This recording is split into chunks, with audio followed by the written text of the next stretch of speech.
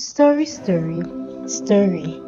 Once upon a time, in a very wealthy kingdom named Ezu, in the eastern part of Nigeria, there lived a powerful king named King Ezeonu. King Ezeonu had two beautiful daughters, Princess Adaeze and Princess Kosiso. Princess Adaeze was a 12 years old, beautiful, vibrant, and an intelligent young girl whose beauty was highly admired by both the young and the old in the kingdom. While Kosiso was a 6 years old, lovely, and a naive girl. King Ezeonu lost his beloved wife, Queen Ugoma, to the cold arms of death a week after the birth of Princess Kosiso. Hence, tradition demanded that he married another wife immediately. King Ezeonu later went on to marry Munachi, a beautiful and a kind woman. Munachi loved and cared for Princess Adaeze and Princess Kosiso as her own children. She made sure they were well taken care of and lacked nothing. But Princess Adaeze never liked her stepmother, as she thought Queen Munachi was a pretender who was only pretending to love them all along. Princess Adaeze soon told her younger sister, Princess Kosiso, not to be fooled by Queen Munachi's pretense to love them, and reminded her that Queen Munachi was not their mother. This made Princess Kosiso to be rude and disrespectful towards Queen Munachi. Queen Munachi, who was truly a kind woman, took no offense in what the princesses did or said to her, but kept loving and being kind to them. As the year went by, famine set into the land. Farmers could not plant anything because the ground was hard. It had not rained for some time, and those who managed to plant ended up harvesting very little or nothing because of lack of rain. The streams were gradually getting dry, turning the kingdom into a desert. This made the people murmur and complained bitterly. The king, desperately in need of help to save his kingdom and his people, sought for help from other kingdoms, but none of the kingdoms, both far and near, was ready to help. King Ezeonu thought of other ways to get help from neighboring kingdoms.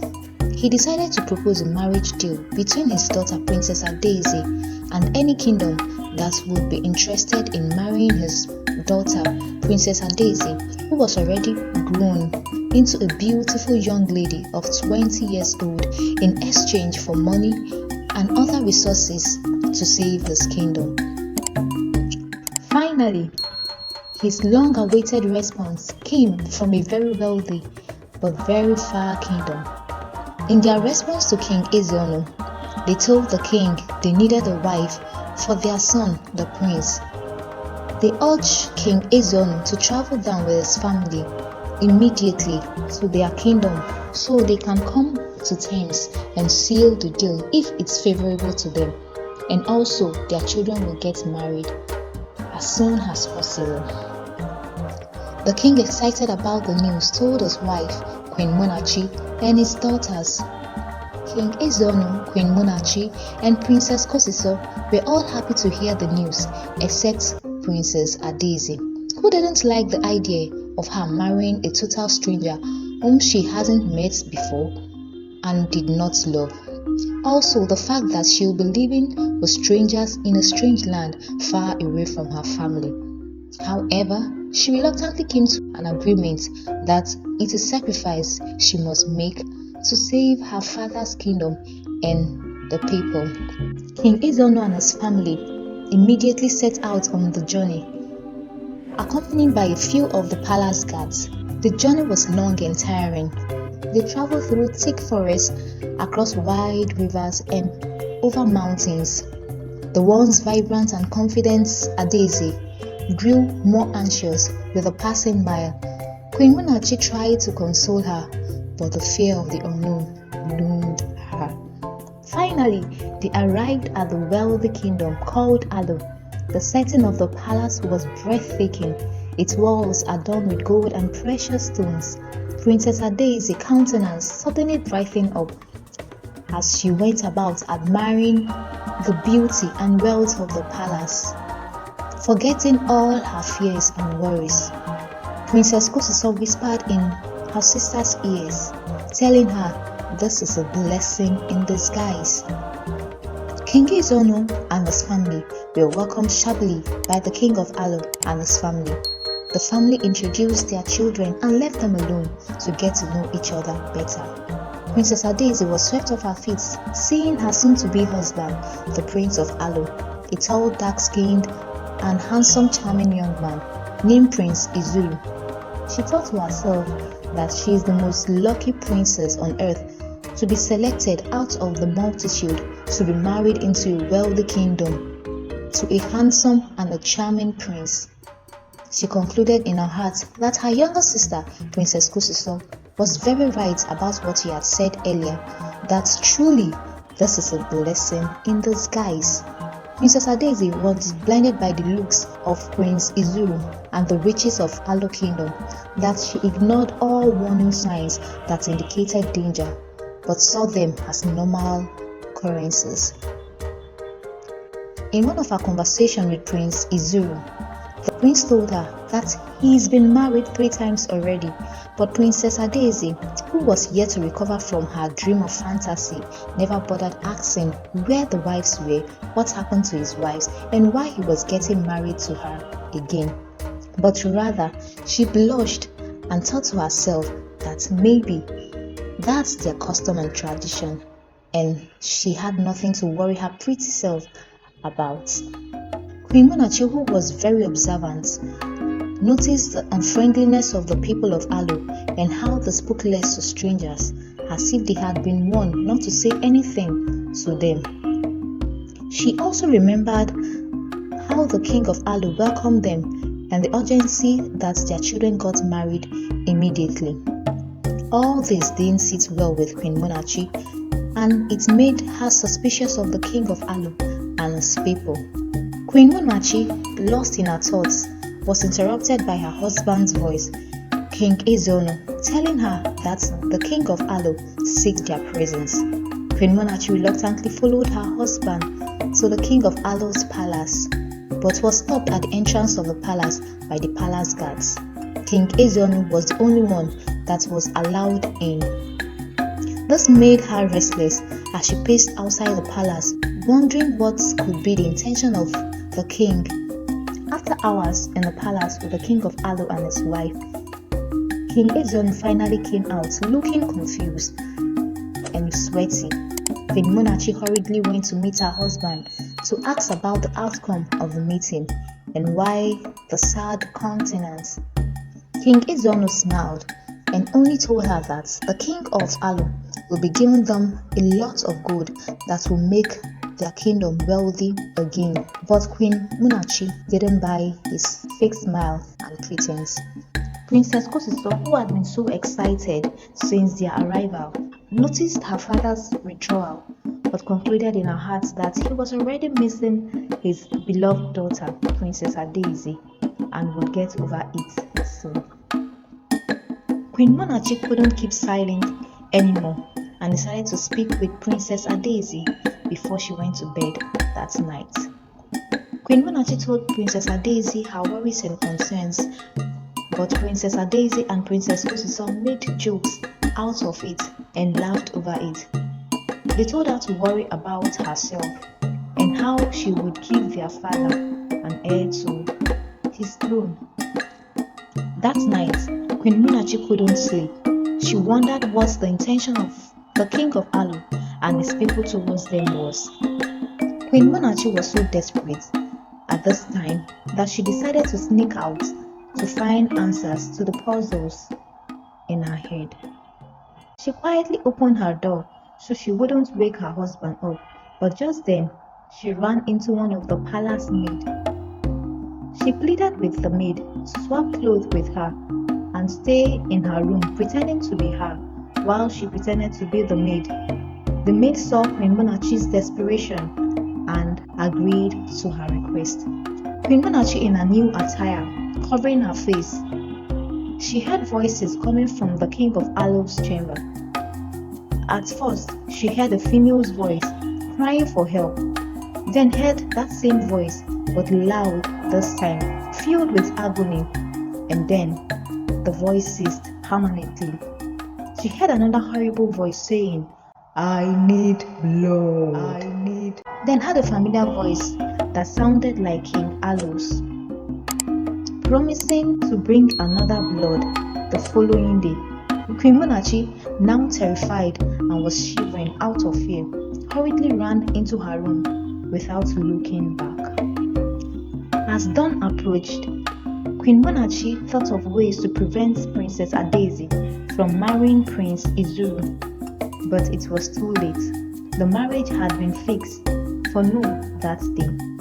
Queen Munachi was so scared for her stepdaughter, Princess Adaeze, and told her not to go ahead with the marriage, but Princess Adaeze accused Queen Munachi of being jealous of her and accused her of being a witch who ate all the children in her womb. That was why she was barren.